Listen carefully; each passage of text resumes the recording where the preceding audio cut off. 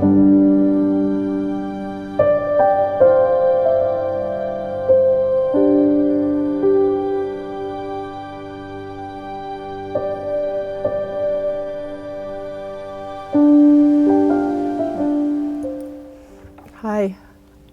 just this little bit.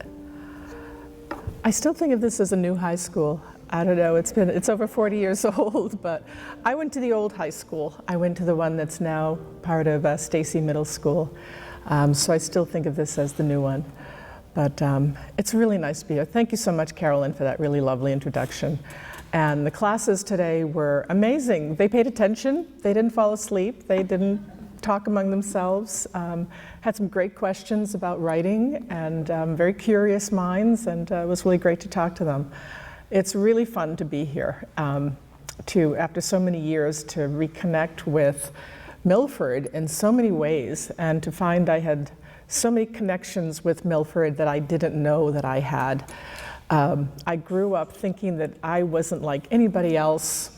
My family was different. We lived differently. We were sort of an aberration, sort of an outlier. And I didn't think anybody was like me. And instead, I've been finding for the past couple of months, people come to me and tell me all the ways their paths have crossed with mine, all the family members of mine that they knew, all the things they have in common with me. And I don't think I've ever felt more connected to this community than ever. So it's really been an amazing experience, and really have been so appreciative of the warm reception I've had from everybody in Milford. I started writing this book a few years ago, and really had never thought of writing a memoir. I went to a writer's retreat after my son graduated from college, and my work was done there, and I thought, now I can do what I want to do. I can do all these creative things that I've been putting off. And I went to a writer's retreat in Vermont to write poetry. And just sitting around the dinner table, sharing stories, somebody said to me, "You ought to write a memoir." And I had never thought of that.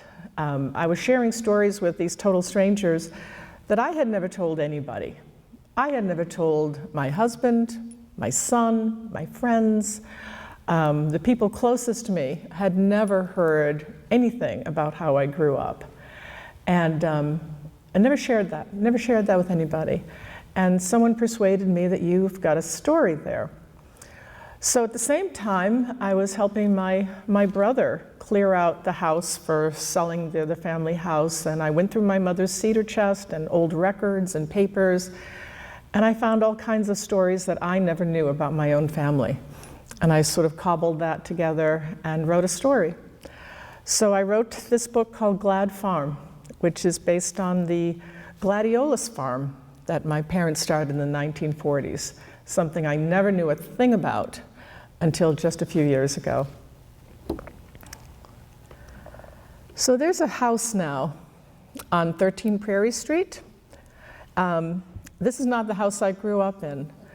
This is the house that sits in the front of the land facing the street. And this house was built in 1986 with a lot of help from money that I had saved from working as a writer and a journalist. Where I grew up was in a house that nobody could see, that was set far back from the road, behind the trees, thankfully. But in 1986, I was able to help my family build what was really their first real house. And I'd love to read to you just a little bit about the building of this house. I'm going to get my book out. This is chapter 1, The New House, 1986. This was the day a house would be born. This was the day. A day like tall windows with sunlight streaming through. A perfect January day with a sky so clear it could blind you with its blue light. This was a day like New Year's Day, out with the old, in with the new. The old house, that rickety, shoddy, one-room structure would soon be over and done with. Still standing after 40 New England winters, it was a house never meant to be seen, never meant to be lived in, but it was lived in by a family of 7, no less. set back far from the road at the end of a long dirt driveway, mercifully hidden behind a stand of sugar maple trees. It would soon be bulldozed, bashed in, and forgotten. A new house would rise on the same acre of land, but this one close to the road where people could see it, drinking in the full light of day. A house would fall, a new house would rise to take its place, and I would be there to see it. As I drove west out of Boston that morning, the Mass Turnpike rimmed with grizzled snow on both sides. The winter sun was glaring through our windshield, streaked with a fine lace of road salt. I drove intently, as if guided by a taut string stretched between two pushpins on a map. Boston at one end, and the other a place I never spoke about, a strange place I once called home. 13 Prairie Street, Milford, Massachusetts. A lonely scrap of earth on the outskirts of a fading mill town. I spent the first 17 years of my life there, and my mother and brother had never left it. There was a time when I couldn't wait to get away from it. Now I couldn't get there fast enough. This was the day a house would be born. As I turned onto Prairie Street, I could see Ma and Jerry up ahead, standing at the foot of the driveway as if too impatient to wait indoors. I soon joined them, the three of us, standing together in the bitter cold, saying nothing, our faces all turned in the same direction, wearing the dumbstruck expressions of immigrants about to embark on a foreign shore. And then we heard it, the rumbling of two giant trucks turning onto Prairie Street, all decked out in red flags to trumpet their oversized loads. Each one carried a section of the new house on its back. My mother gasped softly, "Here it comes." It was a factory-built wonder, clad in cream-colored vinyl with black shutters, fully finished inside. The pieces were interlocking like a giant dollhouse, ready to be hoisted by crane and dropped onto the waiting foundation. And before we knew it, in a matter of hours, there it was. The long-awaited dream house, all snapped together, clean and perfect, beckoning us to step inside. Ma was giddy as a child, snapping instant pictures with her favorite Polaroid, invariably getting her thumb into every shot. The camera whirred and clicked as it spat out glossy photos one by one. She took pictures of everything: the brass doorknobs, the beige wall-to-wall carpet, the closets with folding doors, the powder blue porcelain toilet and matching sink. And why? She had gone without these basic niceties most of her life. She was chronicling her entrance into the modern world. She was trading her outhouse for a flushing toilet, her wood-burning stove for a shiny electric range, aluminum pails of drinking water hand-carried from the well for hot and cold running tap water. And who could believe it? There was even a dishwasher. Anyone passing by on the street that day would have had no idea what a crowning achievement it was for this particular family to step into this simple split-level house.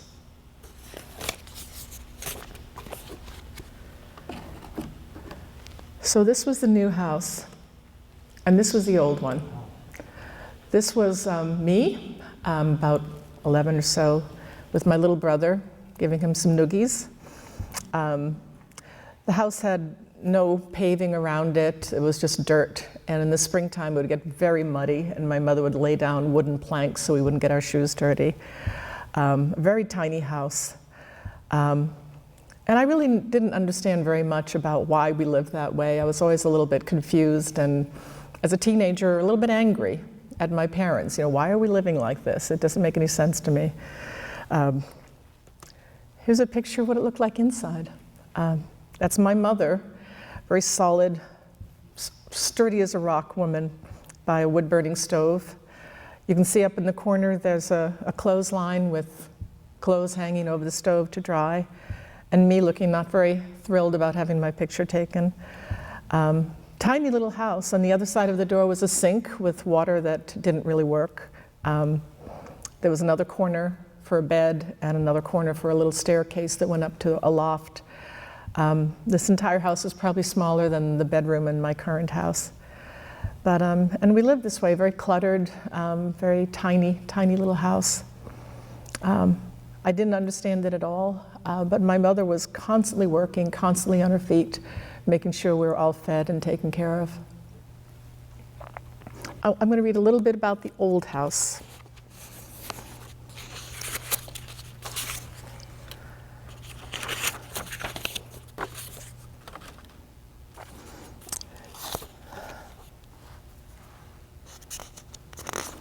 It was 1945, the year the war ended, the year my parents were married, a time of new beginnings. My father was 38 and my mother 25. The newlyweds had set up housekeeping in a small apartment closer to town, while my father set to work building a house on Prairie Street. By day, he was a factory worker, one of 3,000 men building textile machinery at the Draper Corporation. On nights and weekends, he was a solitary carpenter, slowly assembling a tiny one-room structure with his own hands. I remember stories when I was a girl, just snippets here and there, about how my father did all the work himself, clearing the land with a hatchet and scythe, pouring a shallow cement foundation, running the crude electrical wiring, even laying an underground pipe from the well to supply water to the house. He really had no business doing any of this work. By training, he was neither a carpenter, nor a plumber, nor an electrician. But he was a poor man, and a poor man must assume many professions that are not his own. 3 years after he started, in 1948, he declared his work complete and moved in with his wife and now 2 young daughters, Marcia, 2 years old, and Celia, 1. It was never meant to be more than a temporary dwelling. Couldn't have been. Made from scraps of cheap lumber, some of it salvaged 1 stick at a time from demolished buildings, the house was a patchwork of mismatched cedar shingles, ill-fitting windows, and crumbling sheetrock, all stitched together to form an outbuilding of sorts, a passable barn perhaps, but never a house. Surely this was never meant to be a permanent house. And yet for my parents, this unlikely starter home was a place to call their own, to be free from the watchful gaze of landlords and disapproving families. What were they thinking when they moved into this makeshift structure? Maybe they thought it would be fun, a kind of adventure even, and once they were on their feet, a real house could be built, something closer to the road and in public view, and not hidden behind the trees at the end of a long dirt driveway, a ribbon of wild grass between 2 golden brown tire tracks. The house was as far back as it could go without pushing its face against the tall pine forest that bordered the land. The house had a single door with a square glass window that looked at the woods as if it were turning its back on Prairie Street and anybody who might pass there. The single stack of cinder blocks formed a narrow chimney on the outside wall to accommodate a massive wood-burning stove. That stove was the biggest thing in the house, a good 6 feet wide and over 5 feet tall with all its extensions and shelves. It would occupy an entire wall on the left side of the door. A deep double basin utility sink, the only water source in the house, was on the other side of the door. That left a 3rd corner for a large iron bed, and the 4th for a rough ladder-like steps to the upper loft. The steps terminated abruptly against the wall on the lower level, forcing anyone descending them to step sideways down to the floor. Surely this strange architecture was never intended as a permanent place to live. How else do you explain the lack of forethought to delineating space into rooms, or the absence of central heating, an indoor toilet, cabinets, closets, or a telephone? No one would ever approve this space as fit for human habitation. But 40 years later, this temporary structure would still be the only place a family with 5 children called home. There would be no birthday parties, no sleepovers, no dinner guests, no boys to come calling on a Saturday night. Instead, the house kept every possible friend at arm's length. I became expert at spinning excuses to keep people away. No, let's meet at your house, not mine. I'll wait for you at the corner of the street. No need to drive me home, just drop me off here. And on and on. I was a fortress, ringed round and round with a protective moat of excuses.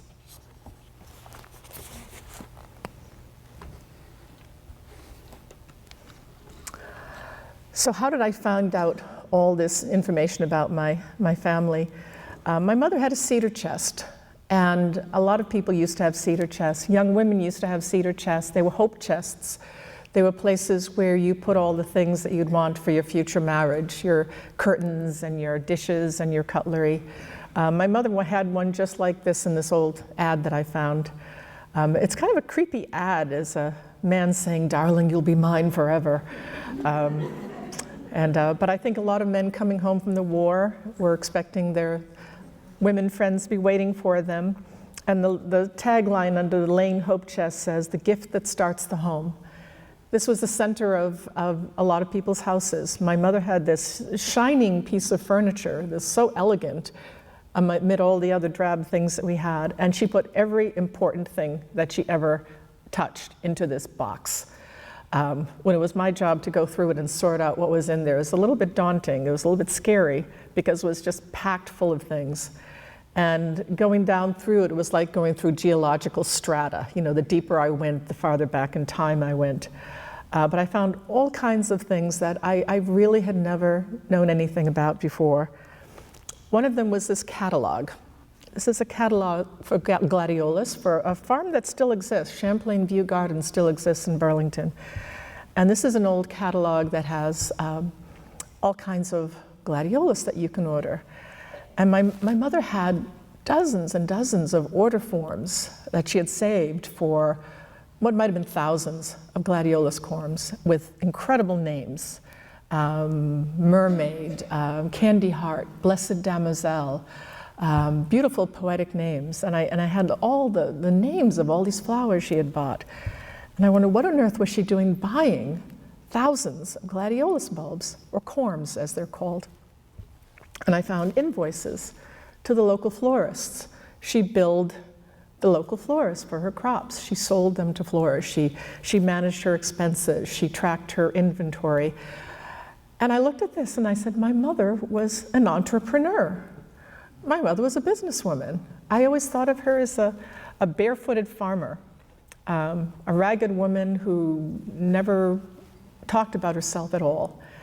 And she did everything running a business that I did when I later started a business. She subscribed to trade magazines like Florist Monthly and Farmers Exchange. I subscribed to trade magazines. She tracked her expenses on scraps of paper. I had an electronic spreadsheet. But she did everything I did running a business. And I started to see that this farm was her dream for her family's future. I don't think people really appreciate how popular gladiolus were in their time, but in the 40s, certainly in the 1930s and 40s, part of the 1950s, they were such a popular flower. If you are a fan of old movies, and I am, here's a picture of June Allison, and there's a big spray of gladiolus behind her.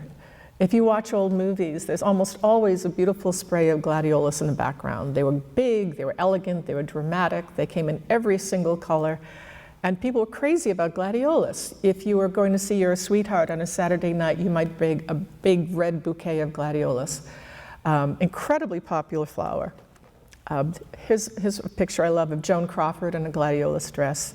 I think I should get a dress like this when I do these readings. But I also found pictures I had never seen before. And this is a picture of Marcia and Celia, my sisters. Marcia's on the right with the red hair. And what those ropes are ropes to keep the tall plants from falling over. Gladiolus grow 5 or 6 feet high. And there's a picture that my mother took of these little girls walking through the field. Here's another very old picture of the two of them sitting on a wheelbarrow looking like they're studying their iPads, but they're, I don't know what my mother gave them, probably to keep their attention. And you see the house in progress. I had never seen pictures of the house being built, but this was my father's work in progress. Here's another picture of the same house. The boards on the roof are all different lengths, which contributed to my idea that he was using just scraps of wood wherever he could get them and then just sawing them all off to the same length. Here's another picture I love of my sister Marcia going through the fields, looking like she's in a Wyeth painting. And here's a picture of my father. He's wearing a work shirt that is just drenched with sweat, a straw hat. He's up to his knees in gladiolus. And the date on the picture is very telling. It's July 4, was a holiday. He was working holidays, nights, weekends, in addition to working at the Draper Corporation full-time. And I never really quite put that together, that he was a full-time farmer and a full-time factory worker at the same time. I found records in the cedar chest that showed he was a 25-year man, as they called it, and they were going to recognize his 25 years in 1952. So all the while this was going on, working so hard, working so hard, putting this farm together, he was also working in a factory. A couple more pictures of my two sisters in the field, and the one on the right has my big brother Jerry.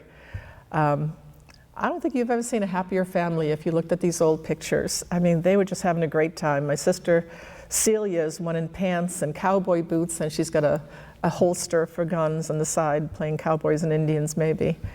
And there's a shadow of a head taking the picture. And here's a picture of my mother with me as a little baby, and my brother Jerry poking from behind. By the time I came along, this was 1954 that I was born, the gladiolus were all gone. I never, ever saw the gladiolus growing. I never knew a thing about them. Something happened in the 50s, and I don't know what, but they just weren't popular anymore. From then on, you only saw them in funeral baskets as cheap filler flowers. They just fell from popularity, the prices dropped, and my parents' farm failed. And there were many other rough things that happened to them that I was able to piece together as well. And it left them both very discouraged and dispirited. And I never really quite understood all the things they went through. And as I was learning about them and writing about them, I found myself feeling more tenderness towards them than I did when I was a teenager and I was just mad. And sure, my parents didn't know anything, as a lot of teenagers do.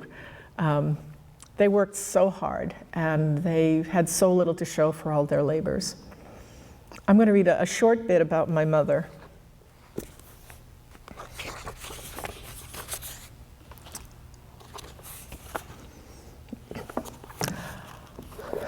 Walking up the dirt path, I squinted in the sun and saw Ma out in the vegetable gardens, bent over from the waist, weeding the tomatoes. Her pale cotton dress was bleached nearly white from the sun. She was born and raised on a farm, and she had a special talent for making things grow. My father did too. Between the two of them, the yard was ablaze in flowers: roses, tulips, daffodils, jonquils, and my favorite, the delicate bearded irises. Not to mention all the blossoming fruit trees: plum, peach, apple, cherry, quince, and pear.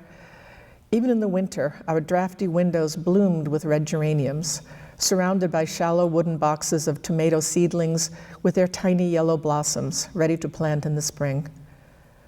I was already in the house, swirling a packet of purple Kool-Aid powder in a water-filled jelly jar, when Ma burst in through the ragged screen door, her bounty wrapped in her kitchen apron: huge tomatoes with deep brown scars, the last of the Swiss chard, wax beans, crooked carrots, a few parched ears of corn, and zucchini squash that were left to grow to gargantuan proportions. In summer, we ate. I loved my mother's summer perfume, a heady aroma of pungent tomato plants, earth, and sweat. Her thick body was hardened from years of wielding shovels, axes, and hoes, and her large sagging breasts hung low in her shirtwaist dress. I loved her sensual girth and the secure feeling of perching on her ample lap, as solid as sitting on oak. How proud I felt the first time I was big enough to reach all the way around my mother's wide waist so my fingertips touched together behind her back. Ma wiped the sweat from her face with her crumpled apron and set to work making tomato and mayonnaise sandwiches on coarse Italian bread. I loved to watch her hands as she worked. Strong, thick, and leathery, more like a man's than a woman's hands, with dark earth permanently etched under her fingernails no matter how hard she scrubbed them. She was worn and weathered all over, like the old apple tree, bearing all the marks of too many harvests, too many children, too much caring and tending for others, but never for herself, always saving the best for her husband and children, while sopping her bread with gravy from the frying pan for her supper.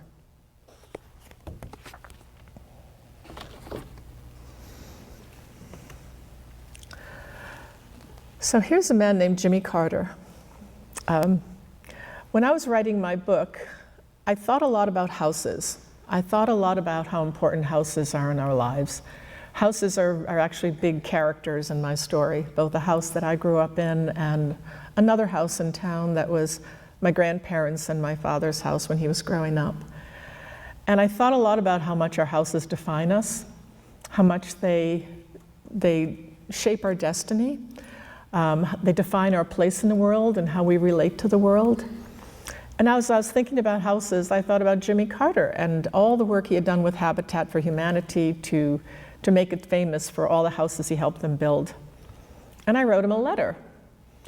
And I told him my story, and I told him I was writing a book, and I thought that he, above anybody, would appreciate the importance of a habitat and a home in a person's destiny.